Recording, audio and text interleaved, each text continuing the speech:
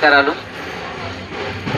ఈరోజు మనం మన చీకూరి శేఖర్ ఎంబడి తన్ని సర్పంచ్గా గెలిపించడానికి మీరందరూ నడుం కట్టుకొని ఉన్నారంటే మీరందరూ ఎంత మంచి వాళ్ళు నాకు తెలుస్తుంది. ఎందుకంటే పరాయి సొమ్ము ఆశించకుండా తన జేబులో నుంచి డబ్బులు ఖర్చు పెట్టి గ్రామం అభివృద్ధి కోసం పాటుపడేటువంటి వ్యక్తి చీకూరి శేఖర్. గ్రామ పంచాయతీ పైన వస్తున్నటువంటి డబ్బులను తినేటువంటి అవసరం శేఖర్కి లేదు. ఎందుకంటే ఆయన్నే మహబూబ్ నగర్ లో పాలమూరులో ఒక షెడ్డు పెట్టుకొని ఒక 10-15 మందికి ఉపాధి కల్పిస్తున్నాడు. ఇక్కడ వచ్చేటువంటి గ్రామ పంచాయతీలో మిగిలేటువంటి డబ్బులతోన ఆయన బతికేటువంటి ఆయన కుటుంబం బతికేటువంటి అవసరం ఉందా? అటువంటప్పుడు గ్రామ పంచాయతీ ఫండ్తోన గ్రామ పంచాయతీ మీద బతికేటువంటి వ్యక్తులకు ఓటేయాలన్నా శేఖర్ ఓటేయాలన్నా? శేఖర్ గుర్తేంది? శేఖర్ గుర్తేంది? మనం అందరం బ్యాట్ గుర్తు పైన ఓటేసి ఒక మంచి వ్యక్తిని మనం గ్రామ పంచాయతీ సర్పంచ్ గా ఎన్నుకోగలిగితే మన పిల్లలకు మన వీధిలో ఉండేటువంటి వీధి దీపాలు వేయిస్తాడు. మన పిల్లలకు అవసరమైనప్పుడు ఎంఆర్ఓ ఆఫీస్ లోనో పోలీస్ స్టేషన్ లో చిన్న చిన్న పంచాయతీలు వస్తుంటాయి. మనం ఒక చిన్న పంచాయతీ వచ్చిన పోలీస్ స్టేషన్ పోవాలంటే అరే సాయంత్రం పూట నువ్వు మందాపుతావా, ఫుల్ బాటిల్ ఇస్తావా, 10,000 ఇస్తావా, 5,000 ఇస్తావా అనే కథలు ఉన్నాయి మన ఊళ్ళో. ఉన్నాయిగా?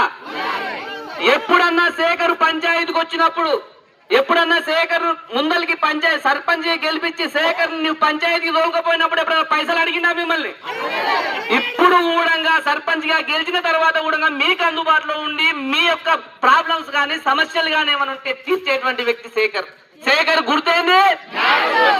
శేఖర్ కు ఓటేయాల్సిన గుర్తేంది? ఇప్పుడు రెండో విషయం, ఈ శేఖర్ ని మనం ఏ పార్టీ నుంచి చూస్తున్నామంటే భారతీయ జనతా పార్టీ నుంచి బలపరిచినటువంటి వ్యక్తి మన శేఖర్. ఈ రోజు మన దేశంలో జరుగుతున్నటువంటి దాడులను చూసుకుంటే ఎవడో ఒకడు పాకిస్తాన్ నుంచి వచ్చి నువ్వు హిందువా, నువ్వు బొట్టు పెట్టుకున్నావా, నువ్వు మొలతాడు కట్టుకున్నావా అని చూసి వాన్ని కాల్చేసి పోతే మన ప్రధానమంత్రి మోడీ గారు 2 ఆడపిల్లల్ని పంపించి వాన్ని వంగబెట్టి ముట్టి మీద అంతే మా ముట్టి మీద అన్నొచ్చింది. కానీ మన నాయకులు, మన సీఎం గారు, మనకున్నటువంటి ఎమ్మెల్యేలు ఏమంటున్నారంటే నీవు వంగబెట్టి గుట్ట మీద నన్ను వచ్చినప్పుడు నీ బూటకాలు ఊడిపోయిందయ్యా అని చెప్తున్నారు. తన్నిని ఎవరు అనట్లేదు. ఆడ ఫ్లైట్ ఊలిపోయిందంట, ఆడ కోట్ల నష్టం అయిందంట. అరే నీ యొక్క గౌరవం పైన నీ యొక్క అన్నదమ్ములను చంపితే పోయి అవతలు పోయి వాడిని కొట్టొస్తే నీ బూటకాలు ఊడిపోయిందని చెప్తున్నాడు.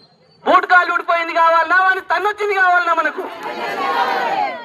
ఈ రోజు మనం ఏమనుకుంటున్నామంటే ఎంపీలకు ఓటేస్తే సరిపోతుంది, ప్రధానమంత్రి మోడీ అయితే సరిపోతుంది, గ్రామ పంచాయతీలు ఎవరు గెలిచినా ఏం కదని చాలా మంది చెప్పుకొని తిరుగుతున్నారు. గ్రామ పంచాయతీ నుంచి వార్డు నెంబర్ నుంచి మన బీజేపీ కార్యకర్తలు గెలిస్తేనే మనకు బలం అనేటువంటిది చేకూరుతుంది. అవతలోడు మనల్ని చూడాలంటే కూడా భయపడాలి. అవతలోడు బొట్టు పెట్టుకున్నోడిని చూడాలంటే కూడా భయపడాలి. మన ఆడపిల్లల గురించి మాట్లాడాలంటే భయపడాలి. అప్పుడు మనం ఏం చేయాలి? కింది స్థాయిలో గ్రామ పంచాయతీ స్థాయిలో ఎవరైతే వార్డు మెంబర్లు ఉన్నారో, ఎవరైతే మన సర్పంచులు ఉన్నారో, మన క్యాండిడేట్లను గెలిపించుకోవాల్సిన బాధ్యత ఎవరిది?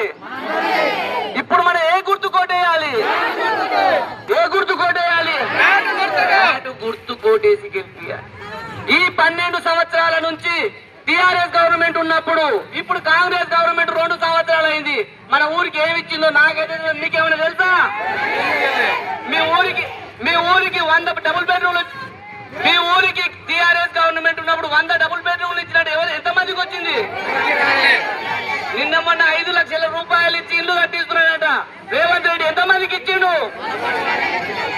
మీ ఊరికి 10-12 సంవత్సరాల్లో 1,75,800,000 రూపాయలు మీ గ్రామ పంచాయతీకి వచ్చినాయి. ఎన్ని సంవత్సరాలల్లా?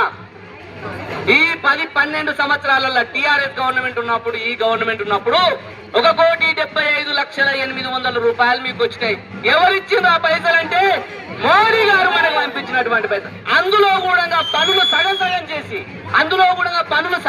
చేసి దొంగ పనులు చేసి దొంగ బిల్లులు పెట్టుకొని వాళ్ళు బతకడానికి మీ అందరి సొత్తును, మీకున్నటువంటి మీకు అభివృద్ధి కోసం పంపించినటువంటి సొత్తును తిన్న దొంగలు కొట్టేద్దామా?